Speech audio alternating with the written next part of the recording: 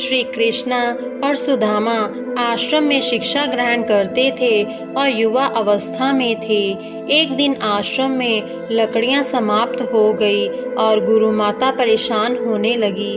गुरु माता ने श्री कृष्ण और सुदामा के साथ उनके अन्य साथियों को अपने पास बुलाया और आज्ञा दी कि बच्चों, आश्रम में लकड़ियां समाप्त हो गई हैं, आप लोग जंगल जाओ और लकड़ियां लाओ। गुरु माता ने उन्हें एक पोटली देकर कहा, अगर भूख लगे तो इसमें से चने निकाल कर बराबर बांटकर खा लेना। श्री कृष्ण और सुदामा पोटली लेकर आज्ञा मानकर लकड़ियां लेने के लिए जंगल में चले गए।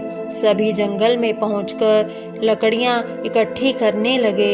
लगभग सभी ने लकड़ियां इकट्ठी कर ली थी, लेकिन शाम हो गई थी। साथ में ही मौसम बहुत ज़्यादा खराब होने लगा था। मौसम इतना खराब हो गया कि बारिश होने लगी और तूफान भी बड़ी ज़ोर से आने लगा। तूफान और बारिश रुकने का नाम ही नहीं ले रही थी। तो श्री कृष्ण और सुदामा ने सोचा कि हम एक पेड़ पर चढ़ जाते हैं, जिससे हम बारिश में भीगने से बच जाएंगे। दुर्भाग्यवश ऐसा नहीं हुआ। दोनों पेड़ पर तो चढ़ गए, लेकिन वह भीगने से नहीं बचे।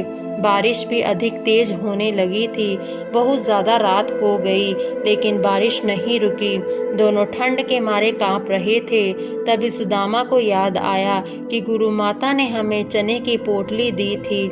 सुदामा ने मन ही मन सोचा कि श्री कृष्ण को याद नहीं है कि गुरु माता ने हमें चने की पोटली दी थी।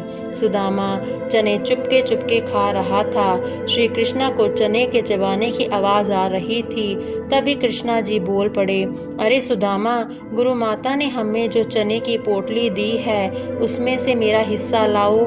सुदामा हैरान हो गए और कृष्णा से कहने लगे, अरे मित्र, मुझे लगता है वो चना कहीं गिर गए। श्री कृष्णा यह सुनते ही चुप हो गए। वह जानते थे कि सुदामा चना खा रहे हैं, लेकिन उन्होंने सुदामा को कुछ नहीं कहा। लेकिन समय बीतता चला गया और उन्हीं चनों की वजह से